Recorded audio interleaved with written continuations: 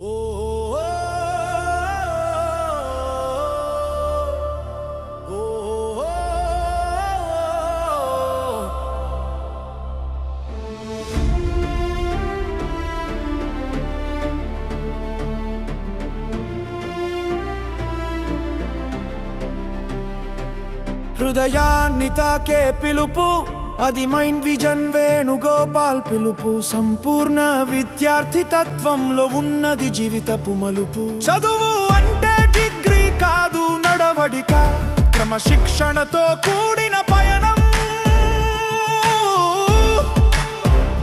నాలో నేను మేల్కొన్నాను, నేను సైతం అంటూ మొదలైంది ప్రస్థానం. నిత్యం నిప్పుల వెలుగుతా, నా ప్రగతి దేశ ప్రగతిగా మారుస్తా. అంతర్గత శక్తి మేధ సంపద, నా ప్రతిభను ప్రపంచానికి పరిచయం చేయాలని నాలో ఉంది ఒక కోరిక. జ్ఞాన సంపదే అసలు కానుక. Done the miracle. Everybody is asking me. I said that the post also. Everybody is asking me. Great. Whether it is a miracle and what she is doing actually. They asked me. My father also asked me. Oh, great. Yes. Cognitive development తోనే అది సాధ్యం. Behavioral evaluation నేర్పింది. ప్రవర్తనలో విలువైన మార్పు. ఏదో బ్రతుకు జీవుడాని కాదు, పంచేంద్రియాల ప్రాముఖ్యతతో విజయం. మైండ్ విజన్ చూపింది అసలైన మేధా సంపత్తిని పెంచుకోవాలని. బాధ్యత గల పౌరుడిగా నిలబడిన సంకల్పం నెరవేరాలని.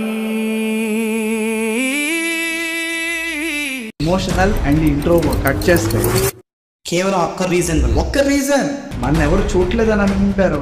చాలా మంది అబ్జర్వ్ చేస్తాం.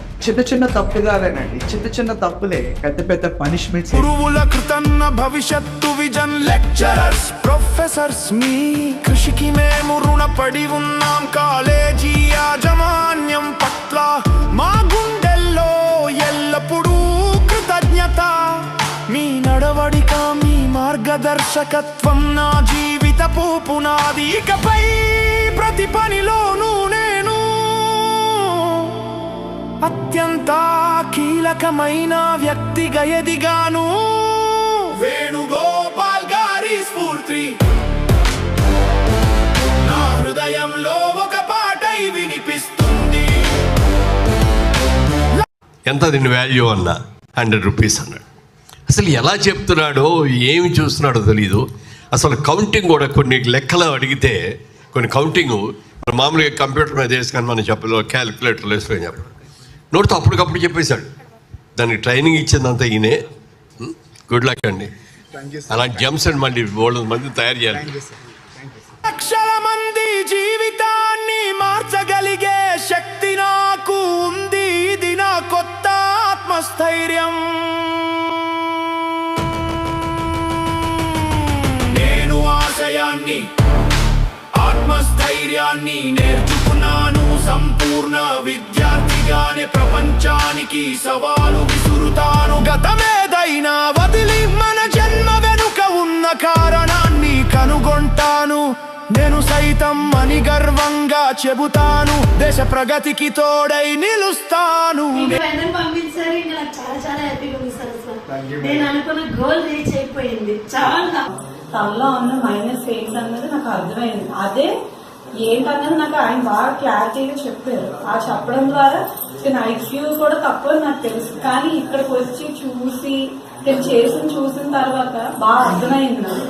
ఏంటంటే బాబు మాట్లాడు, తనది ఏంటి లోపం అన్నది నాకు తెలిసింది. బాబులో కూడా రియాక్షన్ మారింది.